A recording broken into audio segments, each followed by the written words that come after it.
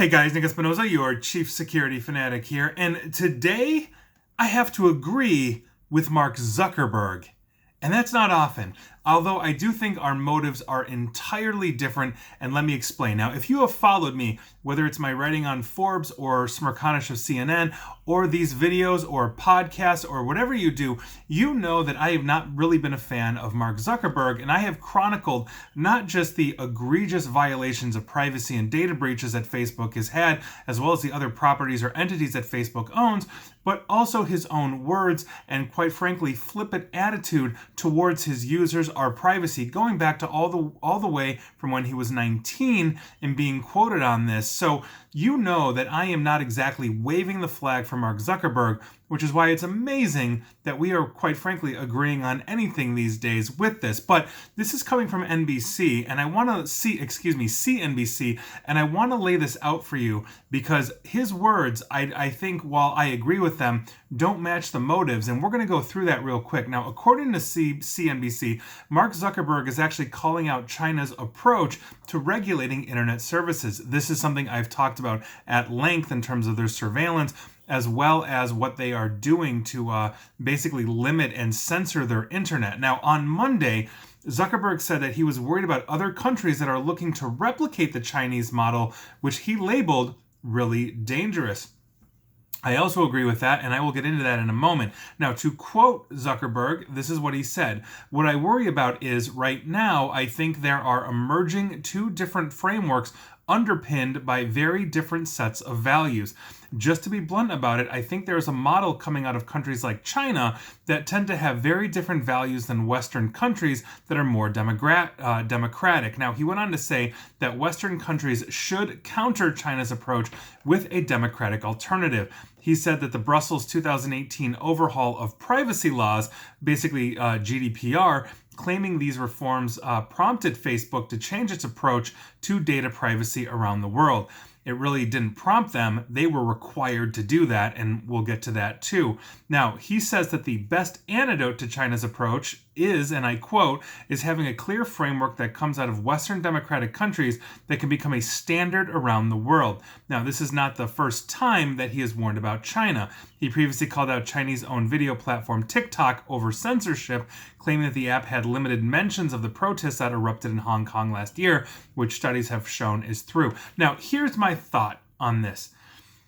Mark Zuckerberg, and I will go through this, has been on a continuous CYA, or cover your butt to clean it up, posture lately. First, and I did a video on this as well as podcast, he created basically a Supreme Court for Facebook that I reported on earlier, and I think it's a good idea, but it also gives him the ability to pass the buck because the Supreme Court has the ability, as stated, to overrule Mark Zuckerberg, and the traditional Facebook board overrules on this. So Mark Zuckerberg now, when there's a very serious issue where people are screaming censorship, can say, don't blame me, blame the super heady board that I'm paying $130 million over 5 years to do, and now he has the ability to pass the buck. Second, because China has its own alternatives to Facebook and Facebook's other properties, namely apps like TikTok and Weibo, and because he has a clear track record that I've reported on, as I've said for years, about really not giving a damn about users and privacy, part of his voice concern is most likely him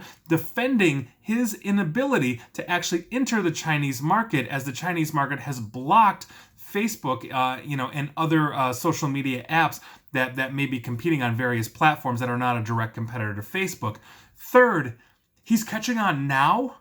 I went back. I literally published an article on November 14th of 2018, about a year and a half, 2 years ago, in Forbes called Bisecting the Future, the Internet in 2028, where I dive into this exact topic.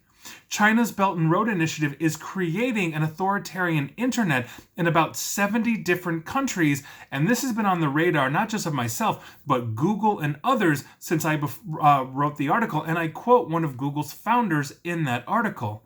The fact that he's talking about this now means that in the last roughly year and a half to 2 years, Facebook couldn't break into the market in China, and instead we've seen a direct international competitor rise to Facebook and take them on, and that is TikTok.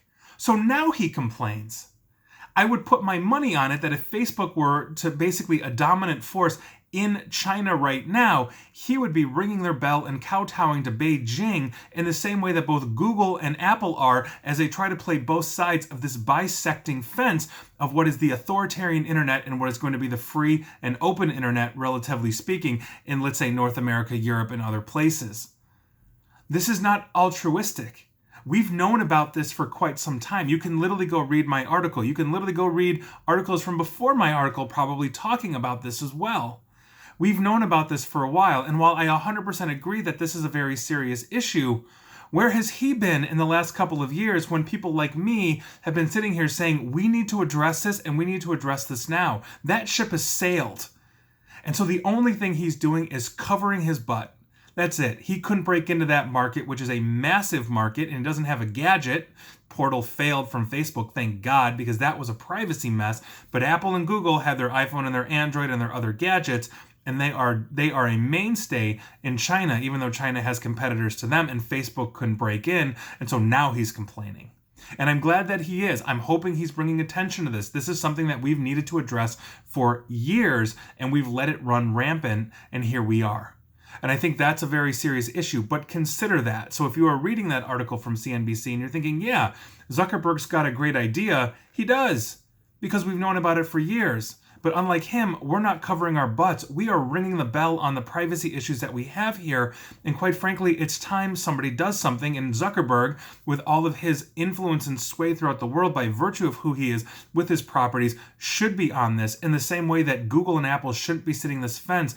They should be in direct competition to try to change that, understanding that the market value of what they are doing is going to far outweigh the authoritarian side of China and bring those countries around. That's a very serious issue. And I understand that it's more complicated than that. And I also understand people will disagree with me on this, but that's where I stand right now. And I think that's a very serious thing that we need to talk about. And so I'm glad Zuckerberg is talking about this, but quite frankly, he's not being altruistic.